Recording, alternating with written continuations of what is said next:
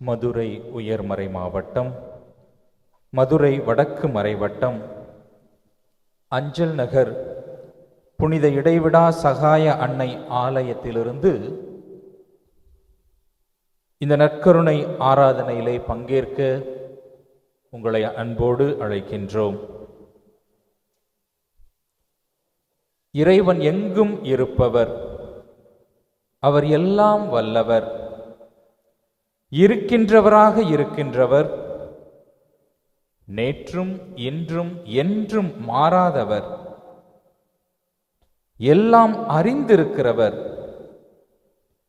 எல்லா ஞானத்தின் ஊற்றாயிருக்கிறார். இவையெல்லாம் இறைவனுக்கு கொடுக்கப்படக்கூடிய பெயர்கள் மட்டுமல்ல, அது இறைவனின் இயல்பை குறிப்பதாக இருக்கிறது. எல்லாம் வல்லவராக, என்றும் மாறாதவராக இருக்கிற ஒப்பற்ற தெய்வத்தின் பிரசன்னத்திலே நாம் இருக்கிறோம். ஆற்றல் மிகுந்த, வல்லமை மிகுந்த அந்த இறைவனுடைய திரு பிரசன்னத்திலே நாம் கூடியிருக்கிற பொழுது, அவரிடமிருந்து அந்த ஆற்றலில், அந்த வல்லமையில் நாமும் அருளாய் இரக்கமாய் பெற்றுக்கொள்ள முடியும், பங்கேற்க முடியும். இந்த உலகையே படைத்து ஆளக்கூடிய வல்லமை மிக்க இறைவன், சாதாரண கண்களால் புலன்களால் கண்டு அறிந்து உணர்ந்து கொள்ள முடியாத, புரிந்து கொள்ள முடியாத இறைவன் நமக்காக, நம்மீது கொண்ட அன்பிற்காக மனித உருவில் தன்னை குறுக்கிக் கொண்டார். மனிதனாக வந்த அந்த இறைமகன், இதோ உலகம் முடியும் மட்டும் என்னாலும் நம்மோடு இருக்க வேண்டும் என்கிற ஆசையோடு, ஆவலோடு, இதோ இந்த குறுகிய அப்பத்திற்குள், இந்த வெண்மையான மென்மையான அப்பத்திற்குள் தன்னை சுருக்கிக் கொண்டிருக்கிறார். இறைவனுடைய அன்பு எத்தகையதாக இருக்கிறது பாருங்கள். வல்லமை மிக்க, ஆற்றல் மிக்க இறைவன் ஒரு வலுக்குறைந்த ஒரு அப்பத்தின் அடையாளத்திலே, உருவிலே தன்னை சுருக்கிக் கொண்டு நம்மோடு தங்குபவராக இருக்கிறார். அவருடைய பிரசன்னத்திலே இப்பொழுது நாம் இருக்கிறோம். இத்தகைய மேலான அன்பை கொண்டிருக்கிற இறைவனை நானும் அன்பு செய்கிறேன், ஆண்டவரே நானும் அன்பு செய்கிறேன் என்று நமது உள்ளத்தின் ஆழத்திலிருந்து அந்த நற்கருணை ஆண்டவரை பார்த்து நாம் சொல்ல முடியும். அன்பு கூறுவேன், இன்னும் அதிகமாய் ஆராதிப்பேன், இன்னும் ஆர்வமாய் என்று நாம் இன்னும் அதிகமாக ஆர்வத்தோடு ஆண்டவர் மீது கொண்டுள்ள அன்பை வெளிப்படுத்த கடமைப்பட்டிருக்கிறோம். ஆகவே பாடகர் குழுவோடு சேர்ந்து அன்பு கூறுவேன் இன்னும் அதிகமாய் என்கிற பாடலை பாடி நமது அன்பை, இந்த நற்கருணை ஆண்டவர் மீது உள்ள அன்பை நாம் வெளிப்படுத்துவோம்.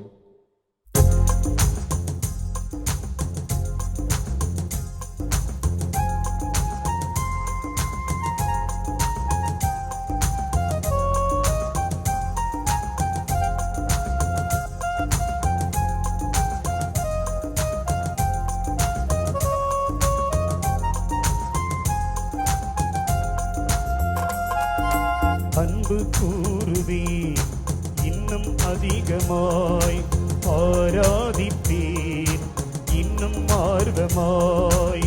அன்பு கூறுவேன் இன்னும் அதிகமாய், ஆராதிப்பேன் இன்னும் ஆர்வமாய். உம்மை முழு உள்ளத்தோடு ஆராதிப்பேன், முழு பீடத்தோடு அன்பு கூறுவேன். ஆராதனை ஆராதனை ஆராதனை ஆராதனை ஆராதனை ஆராதனை ஆராதனை ஆராதனை. அன்பு கூறுவேன் இன்னும் அதிகமாய், ஆராதிப்பேன் இன்னும் ஆர்வமாய்.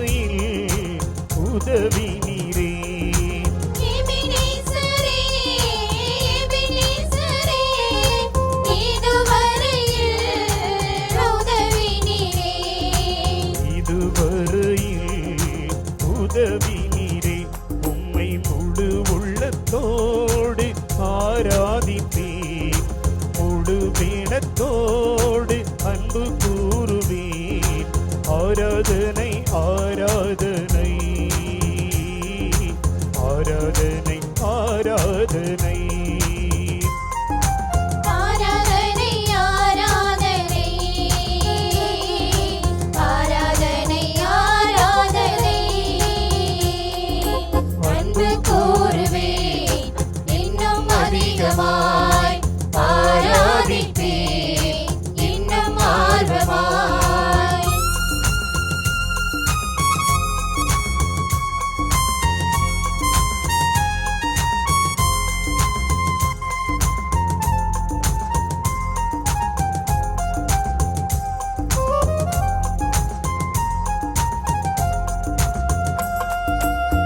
ஏகவாரப்பா ஏகவாரப்பா சுகம் தந்தீரே நன்றி ஐயா யெகோவாரப்பா யெகோவாரப்பா சுகம் தந்தீரே நன்றி ஐயா சுகம் தந்தீரே நன்றி ஐயா உம்மை முழு உள்ளத்தோடு ஆராதிப்பேன் முழு பீரத்தோடு அன்பு கூறுவேன் ஆராதனை ஆராதனை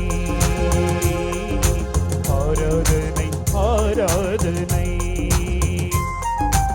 ஆராதனை ஆராதனை ஆராதனை ஆராதனை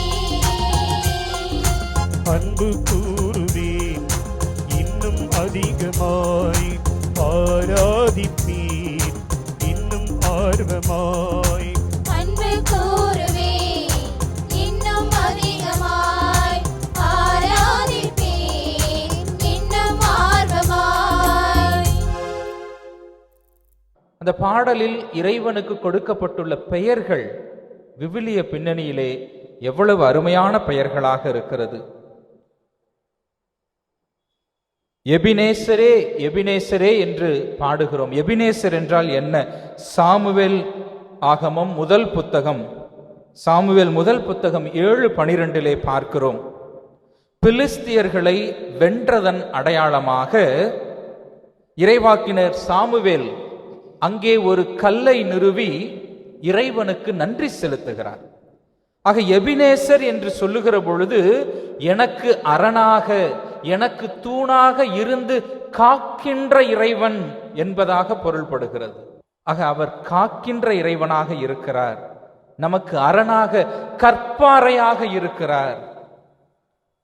நம்மை காக்கின்ற இறைவன் அந்த காத்தலின் அடையாளமாக இறைவாக்கினார் சாமுவேல் நிறுவிய அந்த கல்லாக, நிலையான கற்பாறையாக இறைவன் இருக்கிறார் என்பதைத்தான் எபினேசர் என்கிற ஒரு வார்த்தையின் வழியாக நாம் சொல்லுகிறோம். எல்ரோயி எல்ரோயி என்னை கண்டீரே என்று நாம் பாடினோம். எல்ரோயி என்றால் என்ன அர்த்தம்? கடவுளுக்கு அந்த பெயரை யார் கொடுத்தார்? தொடக்க நூலிலே 16வது அதிகாரம் 13வது வசனத்திலே இதை நாம் வாசிக்க முடிகிறது. 16வது அதிகாரத்திலே என்ன நிகழ்ச்சி நிகழ்கிறது? இறைவன் ஆபிரகாம் சாராள் தம்பதிக்கு ஒரு சந்ததியை வாக்களித்திருக்கிறார். ஆனால் இந்த வாக்கு கிடைப்பதற்கு முன்பாக ஆபிரகாமுக்கு சாராள் வழியாக பிள்ளை பேறு இல்லாமல் போகிறதே என்பதை உணர்ந்து சாராள் என்ன செய்கிறார்? தன்னிடம் இருந்த பணிப்பெண், எகிப்திய பணிப்பெண்ணை ஆபிரகாமுக்கு வழங்கி அந்த பெண் வழியாக நீ ஒரு சந்ததியை பெருக்கிக்கொள் என்பதாக முதலில் சொல்லுகிறார். ஆனால் பின்னாளிலே அந்த பெண் கருவுறுகிற பொழுது சாராளுக்கு அந்த பெண் மீது பொறாமை வருகிறது. ஆகவே அவர் மீது கோபம் கொண்டு அந்த பணிப்பெண்ணை விரட்டி அடிக்கிறார். ஆகார் என்கிற அந்த பணிப்பெண் தன்னுடைய தலைவிக்கு பயந்து ஓடுகிற பொழுது ஆண்டவர் அந்த பெண்ணை தடுத்து நிறுத்தி, எங்கே செல்கிறாய், ஏன் இப்படி பயந்து நடுங்குகிறாய் என்று சொல்லுகிற பொழுது நிகழ்ந்தவற்றை அந்த பெண்ணானவள் சொல்ல கேட்டு ஆண்டவர் அவருக்கு வாக்கு கொடுக்கிறார். நீ பயப்படாதே, உன்னுடைய வயிற்றில் வரும் குழந்தையும் மிகப்பெரிய பேரினமாக மாறும் என்கிற வாக்கு கொடுக்கிற பொழுது ஆகார் என்கிற பெண்மணி அங்கே சொல்லுகிற வார்த்தை, என்னை காண்பவரை நான் கண்டேன். ஆக என்னை காண்பவரை நான் கண்டேன், அவர் காண்கின்ற இறைவனாக இருக்கிறார். அதுதான் எல்ரோயி. எல்ரோயி என்றால் காண்கின்ற இறைவன். அன்புக்குரியவர்களே, இறைவன் நம்முடைய ஜெபங்களுக்கு காதுகளை மூடிக்கொள்வதில்லை, நம்முடைய துன்பங்களை பாராமல் இருப்பதில்லை. துன்பப்படுகிற ஒவ்வொரு மனிதனையும் அவர் பார்க்கிறார், பார்த்து கொண்டிருக்கிறார், காண்கின்ற இறைவனாக இருக்கிறார். யெகோவா ரப்பா, யெகோவா ரப்பா, குணம் தந்தீரே என்று பாடுகிறோம். யெகோவா ரப்பா என்றால் குணமளிக்கிறவர் இறைவன். விடுதலை பயண நூல் 15வது அதிகாரம் 26வது வசனத்திலே அதைத்தான் நாம் பார்க்கிறோம். மாறா என்று சொல்லப்படக்கூடிய கசப்பு நீரை அவர்கள் சந்திக்கிற பொழுது இஸ்ரேல் மக்கள் புலம்புகிறார்கள். இறைவன் அதிலே ஒரு மரத்துண்டை இட்டு அதை குடிக்கக்கூடிய ஒரு நீராக மாற்றுகிற பொழுது தன்னுடைய மக்களை பார்த்து அவர் சொல்லக்கூடிய வார்த்தை இதுதான்: உன் கடவுளாகிய ஆண்டவரின் குரலுக்கு நீ அக்கறையுடன் செவிசாய்த்து கட்டளைகளை கடைபிடித்து வாழ்ந்தால் எகிப்திற்கு வரச் செய்த அந்த கொள்ளை நோய்களை உன்மேல் வரச் செய்ய மாட்டேன், ஏனெனில் உன்னை குணமாக்கும் இறைவன் நான் என்று சொல்லுகிறார். அன்புக்குரியவர்களே, குணப்படுத்தக்கூடிய இறைவன் இவர். எத்தகைய நோய்வாய்ப்பட்டிருந்தாலும் நாம் அவரை நோக்கி அழைக்கிற பொழுது குணம் தருபவராக இருக்கிறார். அது உடல் நோயாக இருக்கலாம், மனநோயாக இருக்கலாம், ஆன்மீக நோயாக கூட இருக்கலாம். எல்லா வகை நோய்களுக்கும் மருந்து தருபவர், குணம் தருபவராக இருக்கிறார். விவிலியத்திலே நிறைய உதாரணங்கள் சொல்லலாம் அன்புக்குரியவர்களே. திருப்பாடல் 34:18 பார்க்கிறோம், உடைந்த உள்ளத்தோருக்கு அருகில் ஆண்டவர் இருக்கிறார். நைந்த நெஞ்சத்தாரை அவர் காப்பாற்றுகிறார் என்று திருப்பாடலாசிரியர் சொல்லுகிறார். ஆக உள்ளத்தில் வலுவற்றவர்கள், மனம் உடைந்தவர்கள், மனதளவில் பாதிக்கப்பட்டவர்கள், உணர்வளவில் பாதிக்கப்பட்டவர்கள், அவர்களுக்கு அருகில் இருந்து குணம் தருபவராக, உடைந்த உள்ளத்தோருக்கு அருகில் இருப்பவராக இறைவன் இருக்கிறார். தானியேலாகமம் 4வது அதிகாரம் 34 அதைத்தான் நான் பார்க்கிறோம். நெபுகத்நேசர் ஆண்டவரிடத்திலே மீண்டும் சொல்லுகிற பொழுது, என்னுடைய பகுத்தறிவு எனக்கு மீண்டும் அருளப்பட்டு விட்டது என்று சொல்லுகிறார். நம்முடைய அறிவு சார்ந்த பிரச்சனைகளையும் குணப்படுத்துபவராக இறைவன் இருக்கிறார். மீண்டும் திருப்பாடல் 103 2-3 வசனங்களிலே வாசிக்கிற பொழுது, அவர் உன் குற்றங்களை எல்லாம் மன்னிக்கிறார், உன் நோய்களை எல்லாம் குணப்படுத்துகிறார் என்று பார்க்கிறோம்.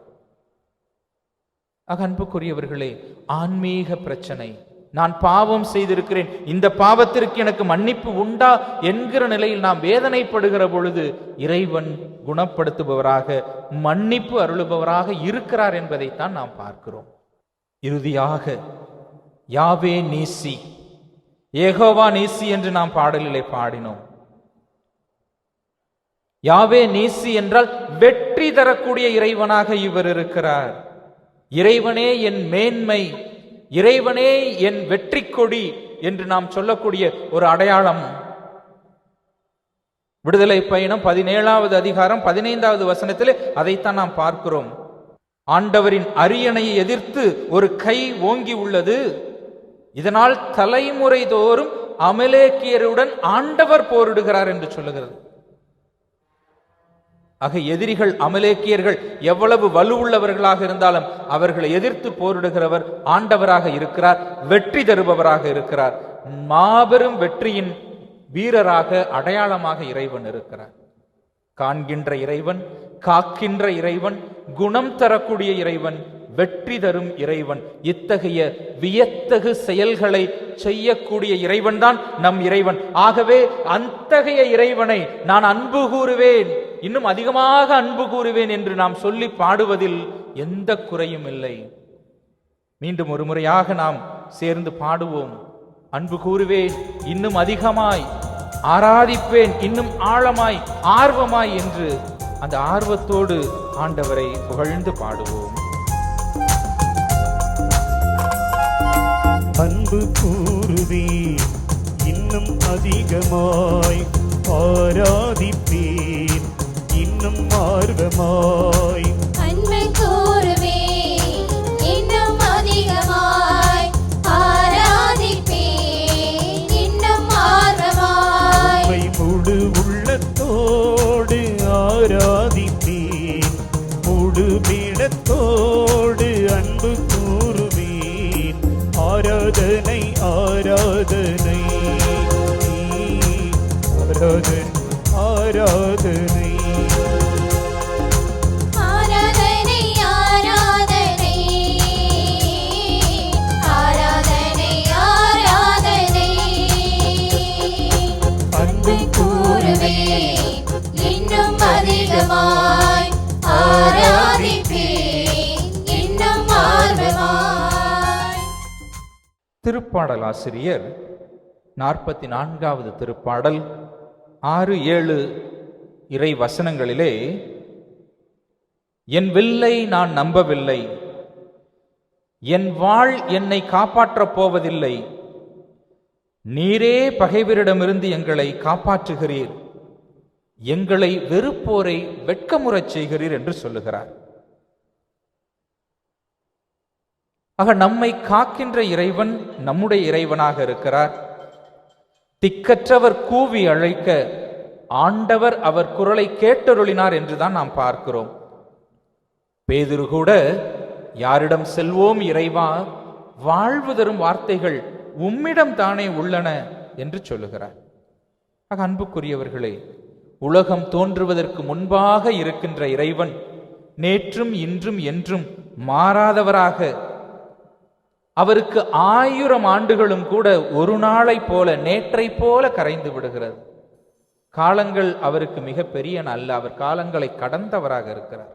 அத்தகைய இறைவனை புகழ்ந்து பாடகர் குழுவோடு சேர்ந்து பாடுவோம். தூயவரே உம்மை துதிக்கிறேன், நல்லவரே உம்மை பாடுகிறேன்.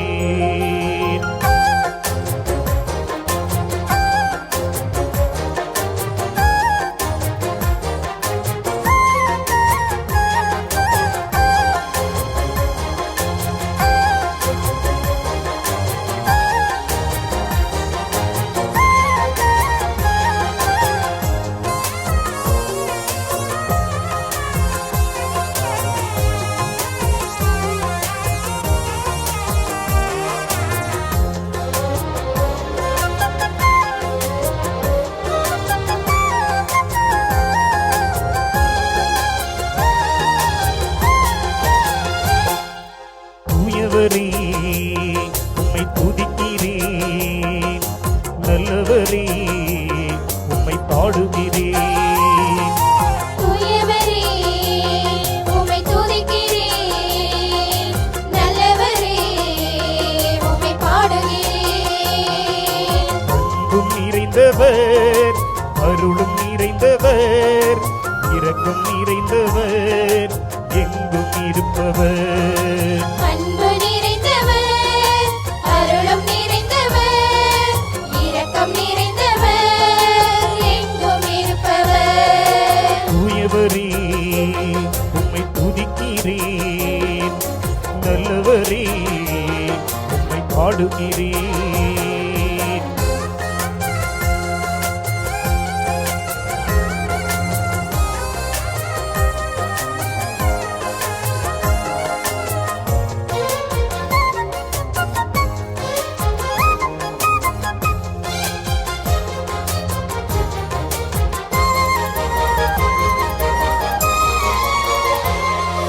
மலைகள் விலகினாலும் உம் அன்பு விலகிடாது, குன்று அசைந்து போனாலும் அன்பு மாறிடாது.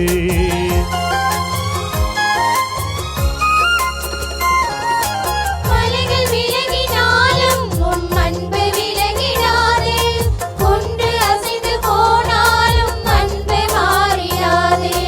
கருத்தில் குறித்து வைத்துள்ள தெய்வம் நீரன்றோ, கரத்தில் பொறித்து வைத்துள்ள தெய்வம் நீரன்றோ, என்னை கண்மணி போல் காத்திடும் தெய்வம் நீரன்றோ. என்னை கண்மணி போல் காத்திடும் தெய்வம் நீரன்றோ. தூயவரே உம்மை துதிக்கிறேன், நல்லவரே உம்மை பாடுகிறேன்.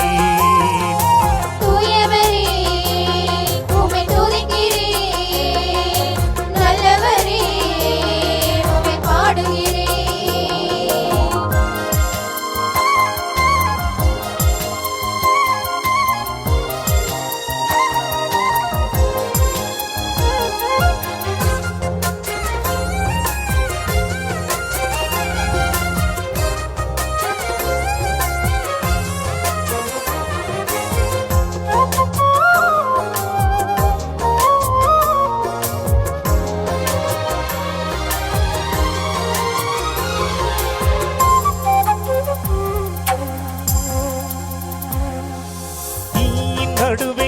நடந்தாலும் எரிந்து போக மாட்டேன். கடலின் நடுவே நடந்தாலும் மூழ்கி போக மாட்டேன்.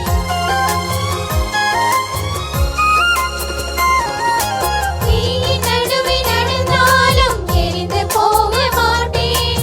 கடலின் நடுவே நடந்தாலும் மூழ்கி போக மாட்டேன். கரம் கொடுத்து காத்திடும் தெய்வம் நீரன்றோ.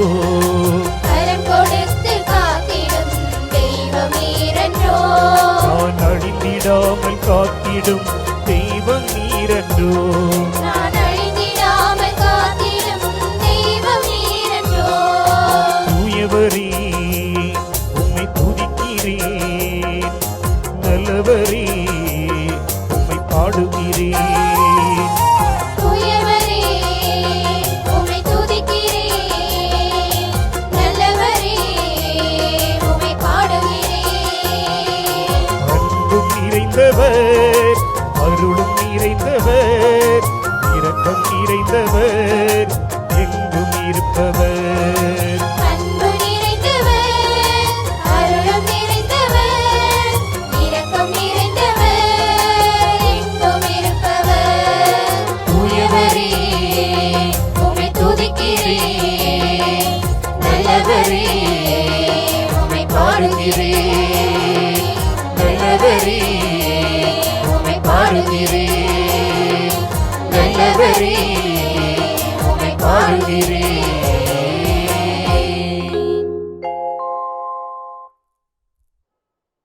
திருவெளிப்பாட்டு நூலிலிருந்து வாசகம். 15வது அதிகாரம் 1 4 வரை உள்ள இறைவார்த்தைகள்.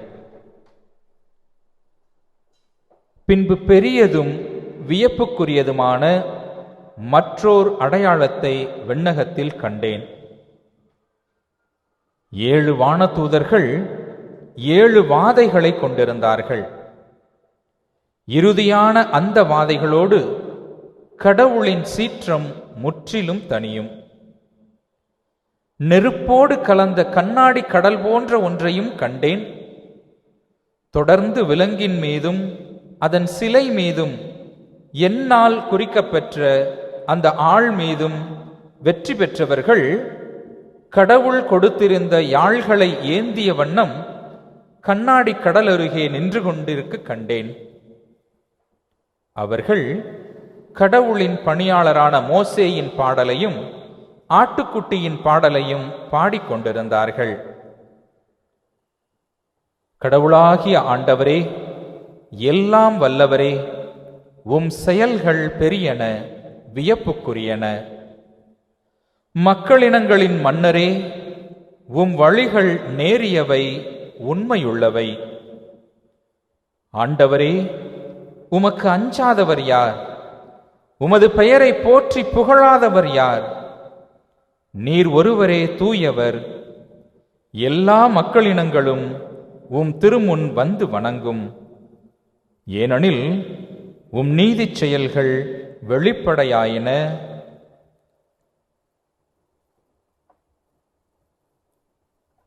ஆண்டவரின் அருள்வாக்கு.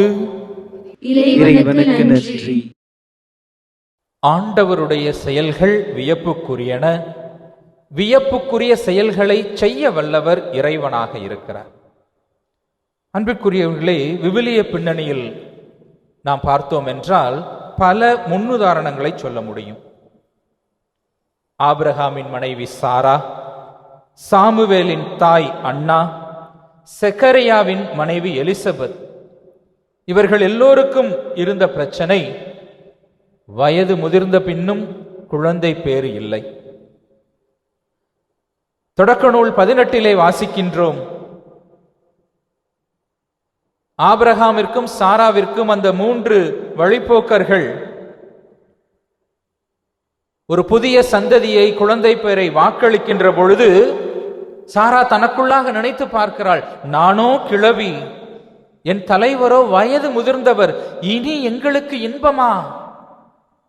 இது எப்படி நிகழும் என்கிற அந்த ஒரு கேள்வி அங்கேயே நிகழ்ந்திருக்கிறது. ஆனால் இறைவன் வாக்களிக்கிறார். பணிப்பெண் ஆகார் வழியாக குழந்தை அல்ல, அந்த 3 தூதர்களும் சொல்லுகிறார்கள், ஆண்டவரால் ஆகாதது எதுவும் உண்டா?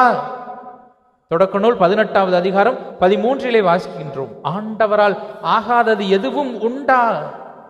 அதிசயங்களை, வல்ல செயல்களை செய்கிறவராக இறைவன் இருக்கிறார். முதிர்ந்த வயதில் அண்ணா ஆலயத்திலே அழுது ஜெபித்துக் கொண்டிருந்த பொழுது அங்கே குருவாக இருந்த அந்த குருவானவர் அவரிடம் கேட்கிறார். அவர் நினைச்சுக்கிட்டாரு ஏதோ மது போதையிலே அந்த பெண்ணானவள் புலம்பிக் கொண்டிருக்கிறாரோ என்று. ஆனால் அவர் சொல்லுகிறார், திருமணம் முடிந்து இவ்வளவு வயதான பின்பும் குழந்தை பேரில்லை, அதற்கான அவமானங்களை பெற்றுக் கொண்டிருக்கிறோம். எனக்கு ஒரு குழந்தை கிடைத்தால் அதை ஆண்டவருக்கே அர்ப்பணிக்கிறேன் என்று அண்ணாவின் ஜெபம் மன்றாட்டு கேட்கப்படுகிறது. சாமுவேல் இறைவாக்கினர் இறைவனுடைய அருளால் கிடைக்கப் பெறுகிறார். அன்புக்குரியவர்களே, வல்ல செயல்களை செய்பவராக இறைவன் இருக்கிறார். செக்கரியா எலிசபெத்தின் கதையும் நமக்கு தெரியும். கருவுற இயலாதவர் என்று சொல்லப்பட்ட அவருக்கு இது 6ஆம் மாதம் என்று கபிரியேல் தூதர் கன்னிமரியாளுக்கு மங்கள வார்த்தை சொல்லுகிற பொழுது அதனை மீண்டுமாக சொல்லுகிறார், நினைவுபடுத்துகிறார். கடவுளால் ஆகாதது ஒன்றும் இல்லை. அன்னை மரியாளிடம் வானதூதர் சொன்ன அந்த வார்த்தை. அதிசயங்களை செய்து காட்டுவார். வல்ல செயல்களை நம் வாழ்வில் நிகழ்த்தக்கூடியவராக இருக்கிறார். இன்னொரு உதாரணம் சொல்ல வேண்டும் என்றால், யாக்கோபின் மகன் யோசேப்பு தன்னுடைய சொந்த சகோதரர்களால் விற்கப்பட்டவர். எகிப்தில் தானியம் வழங்கும் அதிகாரியாக பஞ்சகாலத்தில் தன்னுடைய சகோதரர்கள் தன்னை தேடி வருகிற பொழுது அவர்களுக்கே தானியம் வழங்கக்கூடிய ஒரு மேன்மை மிக்க அதிகாரியாக மாற்றப்படுகிறார். இது ஒரு நாளில் நிகழ்ந்து விடவில்லை. யோசேப்புக்கு அவர் அனுபவித்த துன்பங்கள் பல. அவர் எகிப்திலே விற்கப்பட்ட பொழுது அங்கே ஒரு அமைச்சரின் வீட்டிலே பணி செய்து கொண்டிருக்கிறார். அங்கே அந்த அமைச்சருடைய மனைவி வழியாக அவருக்கு பிரச்சனை வருகிறது. சிறையில் அடைக்கப்படுகிறார். சிறை துன்பங்கள் அத்துணையும் அனுபவித்துக் கொண்டிருக்கிற பொழுது மன்னனுடைய கனவுக்கு விளக்கம் தரக்கூடிய ஒரு வாய்ப்பு கிடைக்கிறது. அந்த விளக்கத்தை நிறைவு செய்யக்கூடிய அந்த உயரிய பொறுப்பில் அவர் அமர்த்தப்படுகிறார். நமக்கு ஒரு துன்பம் நேர்ந்து விட்டது என்கிற பொழுது துவழ்ந்து போக தேவையில்லை. அந்த துன்பத்தையும் ஒரு மேன்மையாக மாற்றக்கூடிய வல்லமை மிக்கவர் நம் ஆண்டவர். அதைத்தான் நாம் பார்க்கிறோம். அன்புக்குரியவர்களே, தொடக்கத்தில் எல்லாம் எதிர்மறை. சொந்த சகோதரர்கள் வெறுக்கிறார்கள், சென்ற இடத்தில் பிரச்சனை, சிறைவாசம், எல்லாம் எதிர்மறையாக நிகழ்கிற பொழுது மனம் உடைந்து விடக்கூடாது. என் ஆண்டவர் எனக்கான திட்டத்தை வைத்திருக்கிறார். இந்த துன்பக்கல நிச்சயம் என்னை விட்டு அகலும், அல்லது இதைவிட மேன்மைக்கு என்னை அழைத்து செல்கிறார் என்கிற நம்பிக்கையை இறைவன் தருகிறார். தேவையானது நேர்மையான வாழ்வு. எந்த இடத்தில் எந்த பணியில் நாம் அமர்த்தப்பட்டாலும் யோசேப்பு தன்னுடைய நேர்மையை காத்து கொண்டார். ஆண்டவர் அவருக்கு அந்த வல்லமையை, அந்த வல்ல செயலை, அந்த மேன்மையான இடத்தை கொடுத்ததை நாம் பார்க்கிறோம். இன்னும் சொல்லலாம், ஆண்டவரால் தேர்ந்தெடுக்கப்பட்ட அரசன் சவுல்.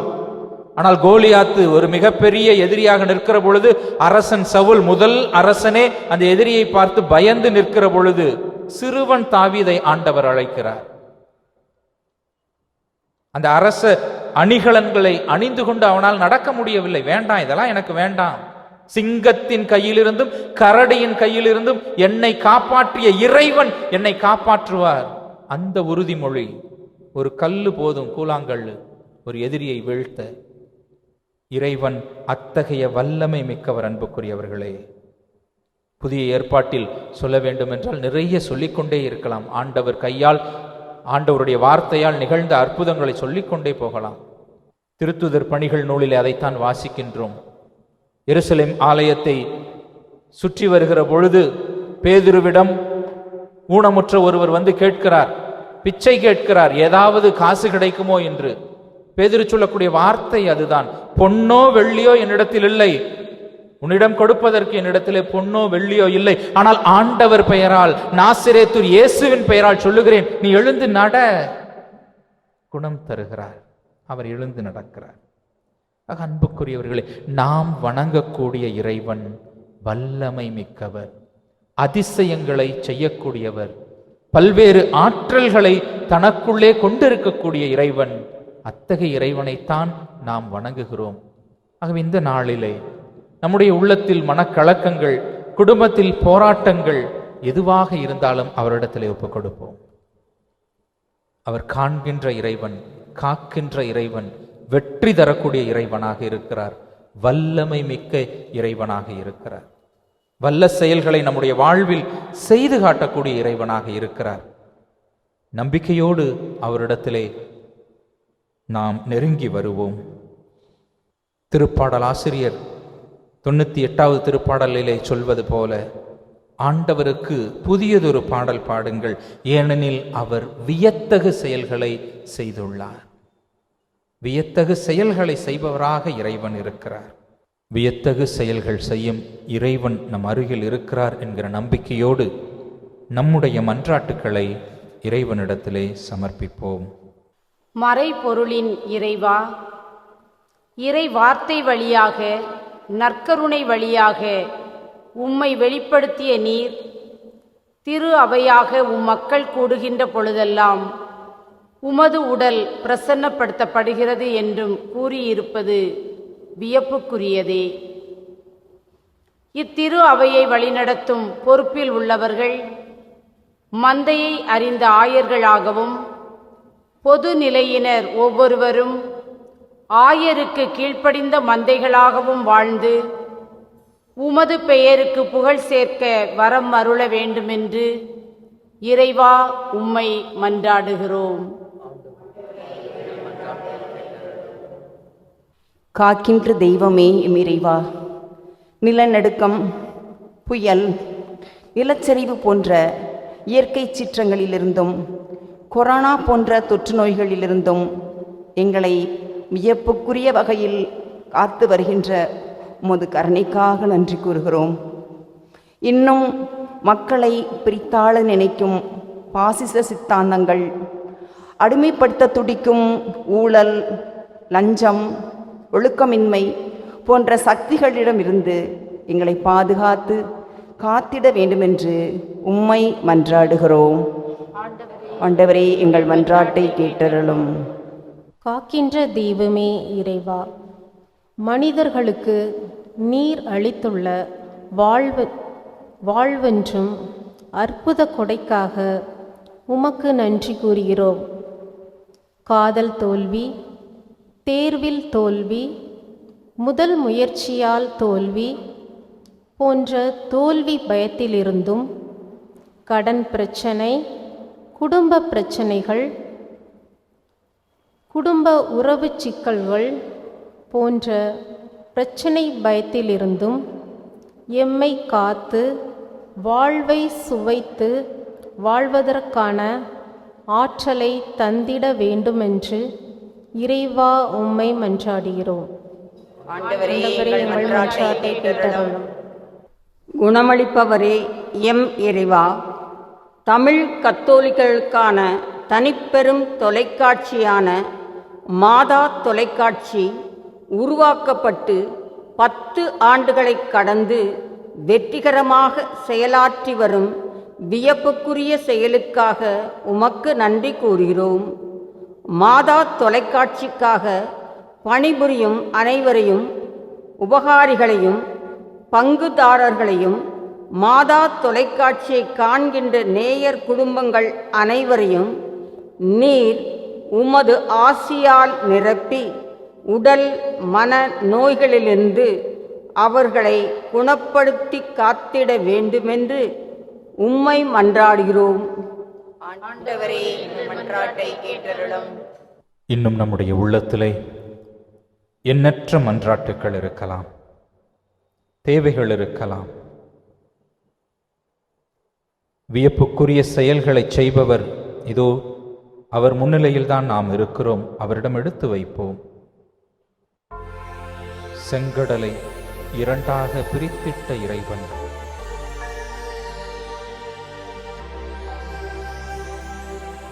கசப்பு தண்ணீரை நல்ல நீராக மாற்றித் தந்த இறைவன்,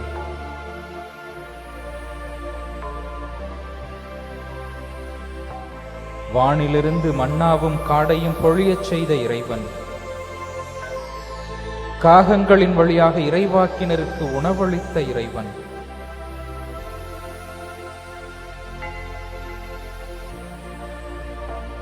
சிங்கத்தின் கையினின்றும் கரடியின் பிடியிலிருந்தும் விடுவிக்கக்கூடிய இறைவன்,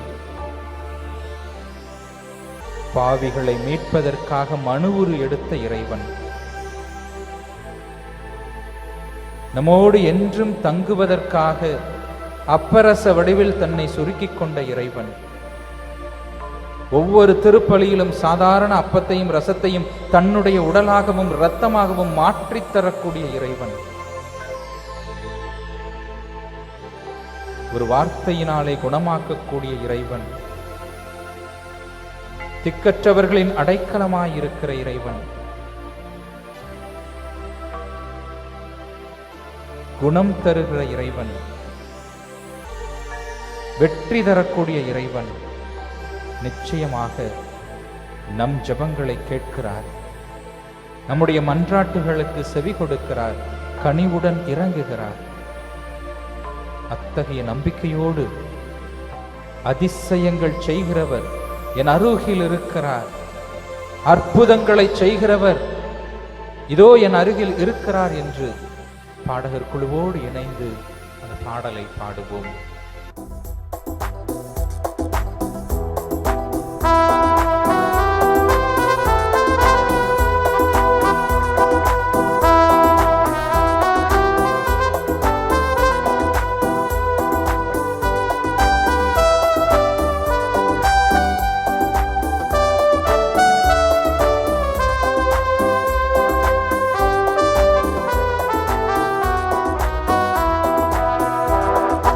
அதிசய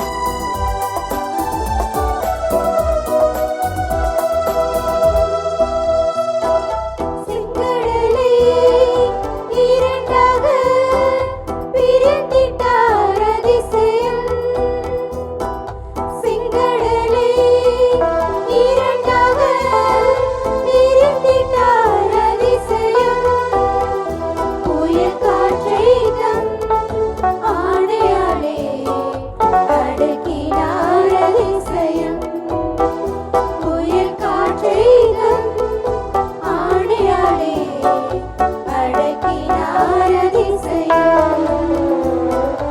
அதிசயங்கள் செய்கிறவர் நம் அருகில் இருக்கிறார்.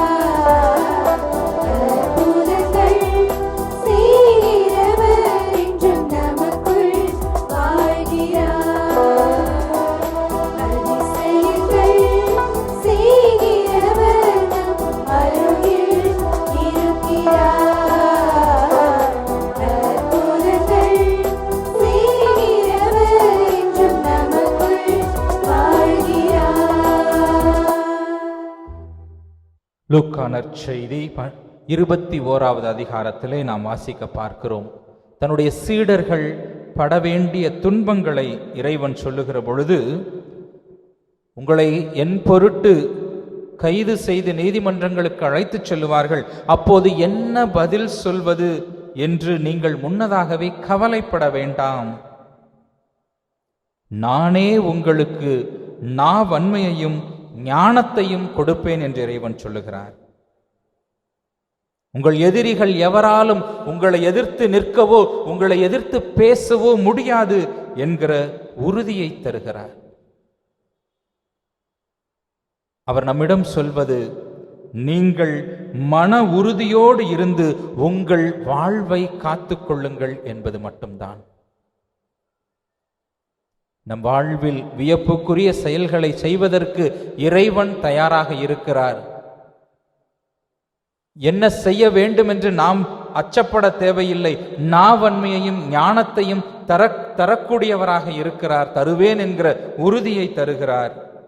மன உறுதியோடு இருந்து நம்முடைய வாழ்வை காத்து கொள்வதற்கு என்றென்றும் நாம் இறைவனோடு உடனிருந்து அவர் வழியில் செயல்பட உறுதி கொண்டவர்களாய் மாண்புயர் கீதம் பாடி இறைவனை புகழ்வோம்.